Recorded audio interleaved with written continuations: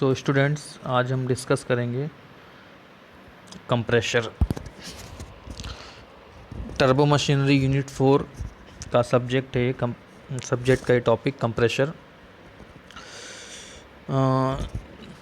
जैसे starting introduction parts में बताया गया है कि हमने अभी तक तो बेसिक फ्लूइड प्रॉपर्टी इस सब्जेक्ट के अंदर, मतलब जो फ्लूइड सब्जेक्ट स्टार्ट हुआ, एनर्जी ट्रांसफ़र इन फ्लूइड्स, फ्लूइड मशीनरी की डिफरेंट टाइप्स, बहुत सारे फ्लूइड मशीन कैसे यूजेस होती हैं, स्टीम का फ्लो, गैस का फ्लो, ये वर्किंग फ्लूइड्स, ये सब की स्टडी हमने लगभग फ्लूइड टर्बो मशीनरी सब्जेक्ट हो, फ्लूइड मैकेनिक्स सब्जेक्ट हो, इसके अंदर करी है। अब ये मशीन टरबाइंस के समान ही वर्किंग रखने वाला एक टर्बो मशीनरी डिवाइस है कंप्रेसर। इसका क्या एप्लीकेशन है, क्या यूज़ है, उसके बारे में पढ़ना है। तो बेसिकली कंप्रेशर क्या होता है, एक छोटे से डायग्राम के माध्यम से मैं आपको समझाता हूँ। अगर आप हमेशा अपने माइंड में ये डायग्राम रखेंगे, इस तरह से कंप्रेशर का नोटेशन दिया जाता है और इस तरह से टरबाइन का नोटेशन दिया जाता है। अभी तक हम टरबाइन के बारे में स्टडी कर रहे थे। टरबाइन क्या करता है कि वॉल्यूम को, देखिए अगर इसको हम वॉल्यूम कंसिडर करते हैं तो वॉल्यूम को इंक्रीज़ कर रहा है।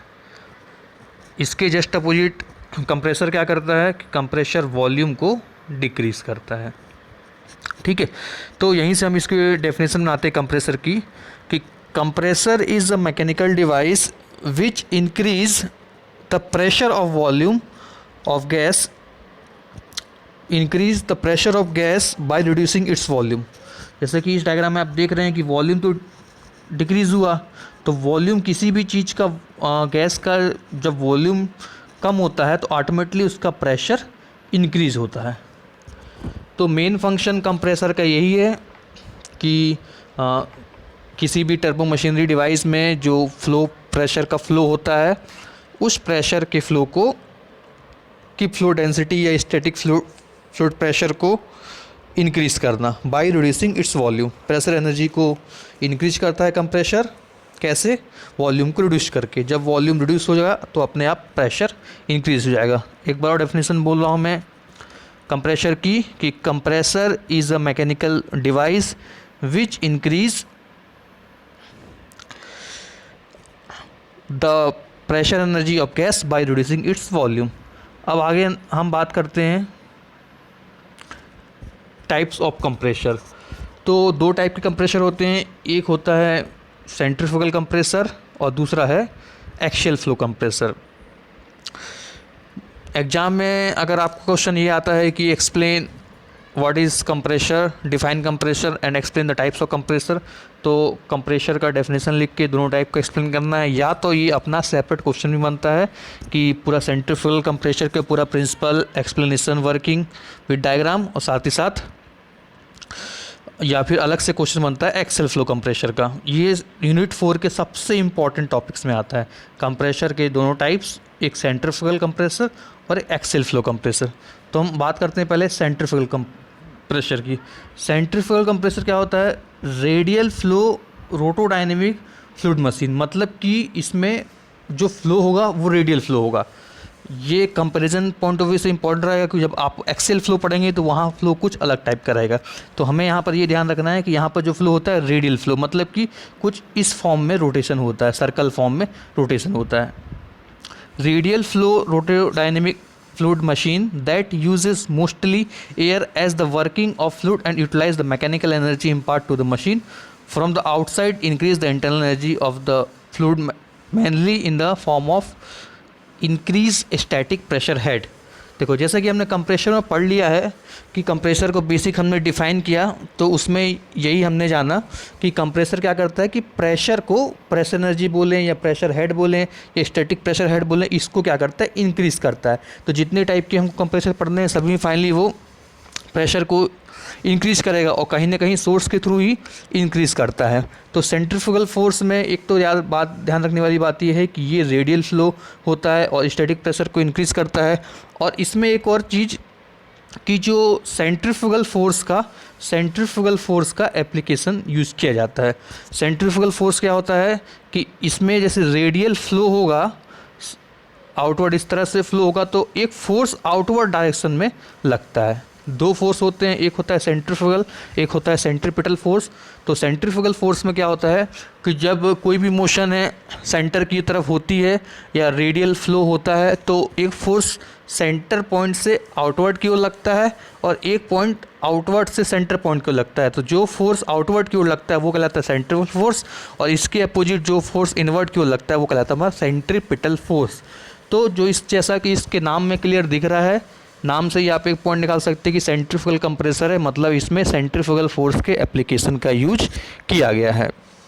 सेंट्रीफ्यूगल फोर्स को यूज करके एयर को कंप्रेस किया जाता है जिससे उसके प्रेशर में इंक्रीज होता है, और इसमें सेंट्रीफ्यूगल फोर्स को यूज करके हम लो प्रेशर एनर्जी को हाई प्रेशर एनर्जी में कन्वर्ट करते हैं।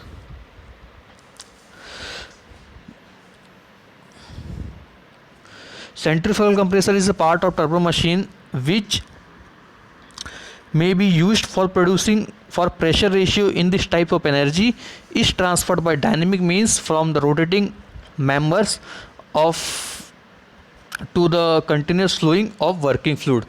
वर्किंग फ्लूइड इसमें एयर रहता है, एयर के कंटिन्यूसली एयर का फ्लो होते रहता है। एयर के फ्लो होने से ही जो हम इसमें अभी इम्पेलर और रोटर वगैरह सबको यूज़ करके क्या इंक्रीज़ करते हैं, प्रेशर एनर्जी को इंक्रीज करते हैं सेंट्रीफ्यूगल कंप्रेशर में। अब इसके पार्ट्स की बात कर लें तो इसके बेसिकली तो 3 टाइप के पार्ट्स होते हैं, एक बोलते हैं हम केसिंग, एक इम्पेलर और एक डिफ्यूज़र। तो केसिंग को अगर 2 पार्ट में डिवाइड करते हैं तो एक होती है इनलेट केसिंग, एक होती है आउटलेट केसिंग। इनलेट केसिंग में क्या होता है कि यहाँ पर इनलेट केसिंग में जो यहाँ से नोजल के थ्रू फ्लूइड को एस्लेट किया जाता है और इम्पेलर में पहुंचाया जाता है। इनलेट केसिंग के थ्रू ही फ्लूइड इम्पेलर में जाता है, और इम्पेलर में जाने के बाद ये एनर्जी को ट्रांसफ़र करता है, और एनर्जी काइनेटिक एनर्जी और स्टैटिक प्रेशर एनर्जी इंक्रीज होती है। मतलब सबसे पहले जो इनिशियल मेन काम तो इम्पेलर से ही स्टार्ट होता है।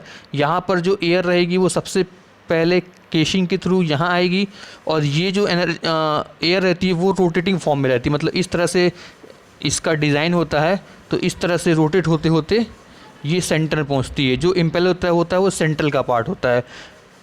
सबसे पहले जो इनलेट केसिंग से आउटवर्ड सोर्स से एयर आएगी, एयर रेडियल फ्लो होते हुए इम्पेलर तक पहुँचती है। इम्पेलर क्या करता है, उसमें काइनेटिक एनर्जी को और स्टैटिक प्रेशर को इंक्रीज़ करने का काम करता है। उसके बाद डिफ्यूज़र का मेन वर्क ही होता है कि वो ट्रांसफ़र करता है काइनेटिक और जो फ्लूइड को आउटलेट में, मतलब बाहर की ओर।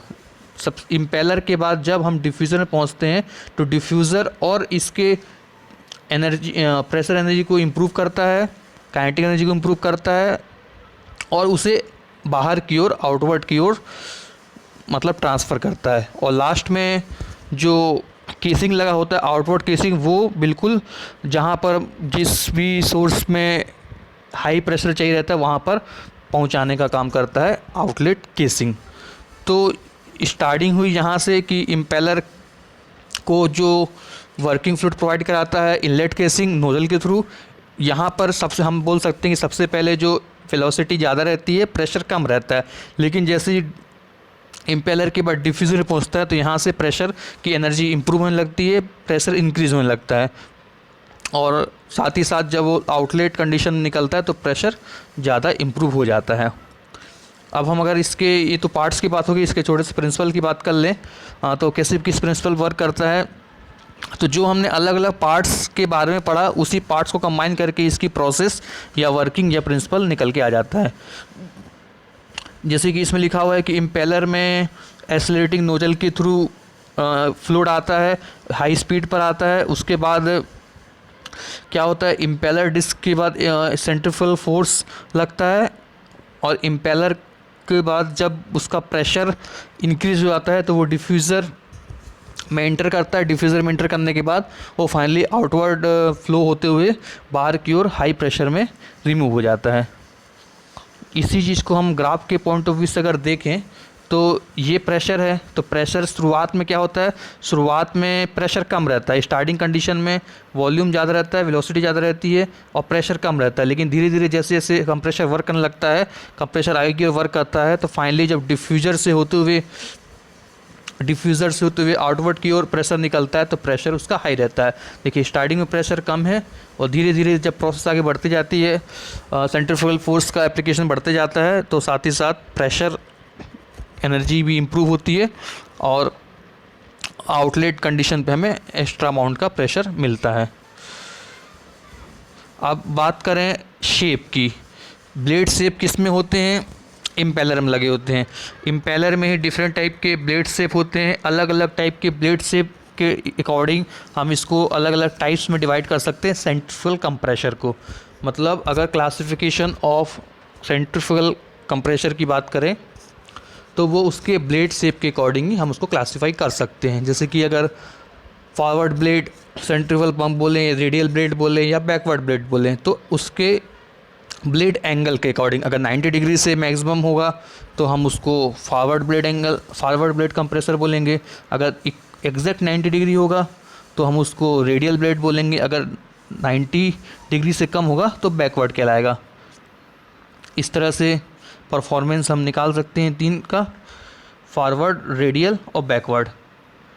और लास्ट में कुछ कंक्लूजन इनके टाइप्स का निकल के ये आता है कि सर जो सबसे अच्छा परफॉर्मेंस होता है, the good performance can be obtain with radial impeller blades. मतलब सबसे अच्छा जो हमें रेडियल इम्पेलर होता है, मतलब एग्जैक्ट 90 डिग्री का, वो हमें मिलता है। Backward curved blades are better in efficiency, more stable for a wide range flow other than radial और फॉरवर्ड ब्लेड। जो बैकवर्ड कर्व्ड ब्लेड होती है वो भी हमें एक अच्छा एफिशिएंसी प्रोवाइड करती है और मोर स्टेबिलिटी प्रोवाइड करती है उसके कंपेयर में। मतलब कुछ ब्लेड्स के कुछ अलग एडवांटेज हैं, कुछ ब्लेड के डिफरेंट टाइप के एडवांटेज या डिसएडवांटेज होते हैं। इसके हिसाब से हम इसका क्लासीफाई भी कर सकते हैं। तो इसमें जैसे हमने जान लिया ये सब टाइप्स हो गए कंप्रेशर, सेंट्रीफ्यूगल कंप्रेशर के। उसके बाद ये इसका एक ग्राफ के फॉर्म में हम इसको शो कर सकते हैं, साथ ही साथ उसके पार्ट्स को डिफाइन कर सकते हैं, कंप्रेसर की भी डेफिनेशन बता सकते हैं, साथ ही साथ सेंट्रीफ्यूगल कंप्रेसर की भी डेफिनेशन बता सकते हो। तो इतने सभी टॉपिक्स के साथ आपका ये कंप्लीट होता है सेंट्रीफ्यूगल कंप्रेसर का topic. Okay, thank you students.